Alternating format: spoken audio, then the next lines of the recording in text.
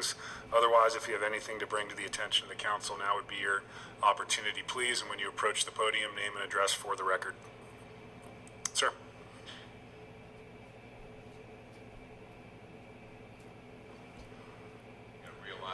First of all, I'm Dave Von Kliest. You guys know me by now, 436B West 3rd Street. I came here to speak because I understand that we're going to be discussing the extension of the mask mandate at some point. But the reason I'm coming up with a different issue, I just want to give you an idea how upset people are because of the murder that occurred behind the VFW just a little over 2 weeks ago. I'm just recovering from grieving of the loss of my good friend Dennis B. And now I find 2 weeks ago, one of the guys that I hang with and talk with and play pool with was murdered. And the sad thing is that I think we all know that there is some sort of hypocrisy going on here. We are seeing it right now. We heard in the news about the little 5-year-old kid who had his brains blown out by the next door neighbor. And there's not much in the news about it because a guy killed a white kid. If it was the other way around, I'm sure things would be a little bit different. And how does that apply to the situation we have, what happened behind the VFW? We lost one of our native sons in this town. And because everybody is so afraid of upsetting the apple cart and being politically incorrect that nobody wants to say anything because the guy that killed him was a black man. Now, you know as well as I do, and don't try to deny it, that if a white kid had killed a black kid, we'd have Al Sharpton and Jesse Jackson and Love Lives Here and Black Lives Matter. They would be hanging from the rooftops and flying their flags. But it's not that way. It was a white kid that was killed by a black kid. And I was talking to one of the police officers. I was talking to Sheriff Hino last week.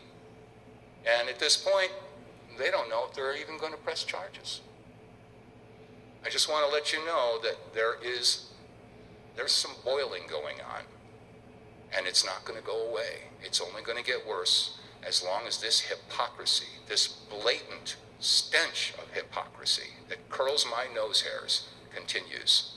So I'm just giving you a heads up, because in the old days, they'd break out the pitchforks and torches and storm the castles.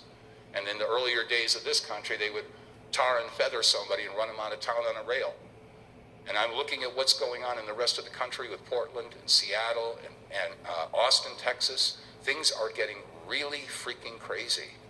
And if you want to bring the crazy to this town, just turn your back and keep playing the politically correct game. But I would love it if somebody in this town would stand up to the media and say, hey, wait a second. All I want is equality. All I want is justice. All I want is what's good for the goose is good for the gander. And we're not getting that right now. And I'm giving you the heads up. I'm plugged into all of the veterans. You know my background.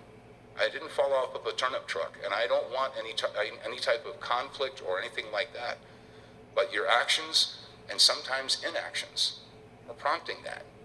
And that's all I have to say really about that issue. I'm begging you to work with the police department and work with the public and help them to understand that you really are watching out for your constituency and you want equality, because that's what we want. I'm not a homophobe or a racist or an anti-Semite, but when you see the injustice that's going on, it's blatant, it's irrefutable, it's undeniable, it's shameful.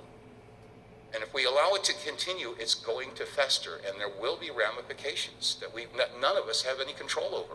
I don't want to see that happen to this lovely town. Thank you. Thank you for your comments. Further public comment tonight?